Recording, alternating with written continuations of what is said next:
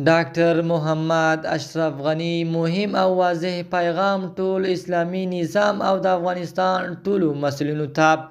ډاکټر محمد اشرف غني وایي زه دا پیغام د یو افغان په توګه وړاندې کوم د دې لپاره چې زموږ د افغانستان راتلونکی روښانه شي.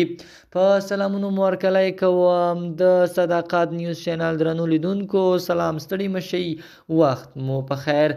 پام راګرځوم د دې ساعت مهم خبر ته او په سر کې یادونه کوم ملګرو که مو چینل نوي سبسکرایب کړی د مهمو خبرونو لپاره در سره صداقت نیوز چینل په درنښت سره سبسکرایب کړئ. ډاکټر محمد اشرف غني وایي زه دا پیغام د یو افغان په توګه وړاندې کوم. افغانستان زموږ شخصي کور نه دی چې هر وګړی دې راشي دلته دې خپله پاچاهي وکړي. افغانستان چې زموږ د وطن راتلونکی دی، افغانستان زموږ د ټولو ګډ کور دی. دا خاوره د هیڅ د یو افغان شخصي ملکیت نه دی بلکې د ټولو افغانانو ګډ امانت دی. هر څوک چې د دې هیواد مسؤلیت په غاړه لري هغه د خلکو په وړاندې لوی مسؤلیت لري.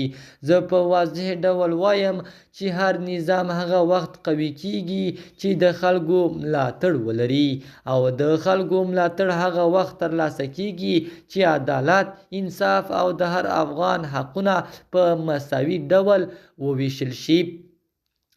نن زموږ خلک له ډیرو ستونزو سره مخ دي. هغوی سوله غواړي، تعلیم غواړي، کار غواړي او غواړي چې په خپل هیواد کې په عزت سره ژوند وکړي. دا غوښتنې سیاسي نه دي بلکې د هر انسان طبیعي حقونه دي. ټولو مسؤلینو باید د دې حقیقت ته پام وکړي چې زور او سختي تل دوام نه کوي. دوامداره حل هغه وخت راځي چې د خلکو زړونه وګټل شي، نه دا چې یوازې د قدرت په وسیله نظام وساتل شي. که موږ غواړو افغانستان پرمختګ وکړي نو باید د اختلاف پر ځای د یووالي لاره ونیسو، د تفریقې پر ځای ګډ کار وکړو او د بندو دروازو پر ځای تفاهم دروازه خلاصه کړو. زه دا خبرې د مخالفت لپاره نه کوم بلکې د خیر، اصلاح او د افغانستان د راتلونکي لپاره کوم.